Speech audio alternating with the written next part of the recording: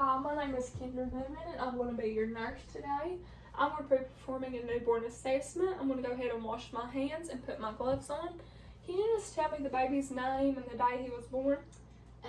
John Watkins, and he was born on October 26th, 2020. Okay, I'm going to go ahead and look at your all's bracelets and verify that. Okay, everything looks good. I'm going to go ahead and do my newborn assessment. Do you care if I hold the baby? Thank you. Okay, first I'm going to listen to his apical part sound. I should listen for 1 minute.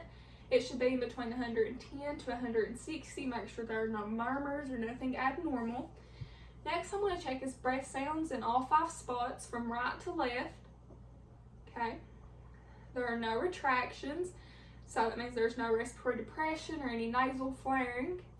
Now I'm going to listen to the bowel sounds in all 4 quadrants. Okay. His temperature of the body should be 97.5 to 99.5. And now I'm going to go ahead and check his skin, make sure there's nothing abnormal. I'm going to check the skin around his stomach, his arms and legs, and on his back. Okay, I'm going to go ahead and palpate the suture lines on his head, make sure there's nothing abnormal, and make sure the fontanelles are good and are soft and flat. I'm going to make sure there's normal hair distribution while I check the head and check eye placement. And I'm going to make sure the lips are good color, make sure they're not blue to ensure that he's getting good oxygen. Next, I'm going to go ahead and flip him over and check his spine. Everything looks good with the spine. And then I need to go ahead and do my reflexes. I have the rooting reflex around his cheek, and then the sucking, you take 1 finger, make sure that it's gloved so the baby is not getting any germs in its mouth. And when I bring my finger back out, I'm going to check the palate to make sure that it is not fused. Now I'm going to check the palmar reflex, the plantar reflex, the Babinski, and the marrow. Make sure the baby responds to stimuli the way he is supposed to. Next, I'm going to check the palpation of the abdomen and the turgor at the clavicle.